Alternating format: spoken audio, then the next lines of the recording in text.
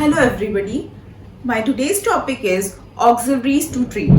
Auxiliaries to trade refers to all those facilities which are concerned with purchase and sale of goods.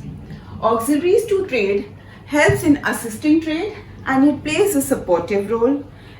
Transportation, banking, insurance, warehousing, advertisement all are regarded as auxiliaries to trade. Now, first point for auxiliaries to trade is transport and communication. So, goods are transported from one place to another. First, goods are transported to the factory as raw material, and afterward finished goods can be sent to different places, and this happens because of transport. The various modes of transportations are railways, roadways, airways, waterways.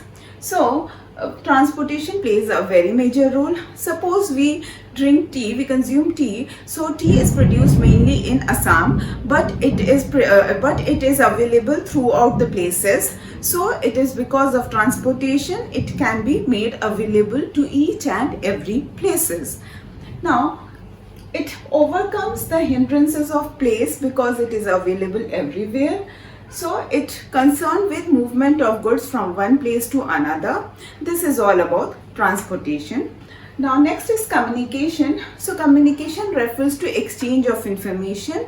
So an effective communication is required when business is concerned. So trade, to assist the trade, communication plays a very vital role. This communication can take place between the producers, traders and consumers. So there should be a proper communication as what is the requirement of consumers and all. For that, email or phone calls plays a major role.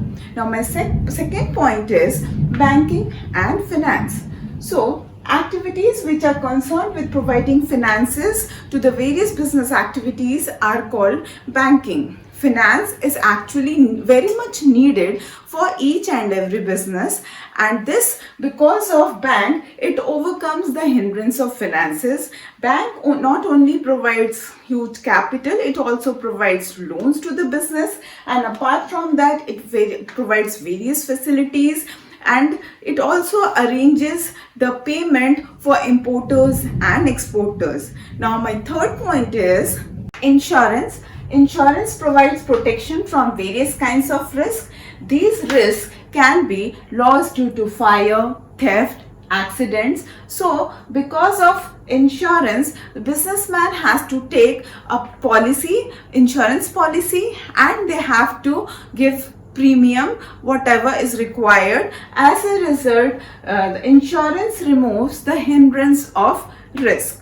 Now the fourth point for auxiliaries to trade is warehousing. That means it facilitates the storage of goods because generally there is a time gap between production and consumption. So every product is not consumed immediately. As a result, it is very much mandatory that the goods can be stored in a place, in a warehouse, so that whenever the product is demanded it can be available at proper time. As a result, warehousing overcomes the hindrances of time, and because of warehousing, continuous supply of goods is ensured.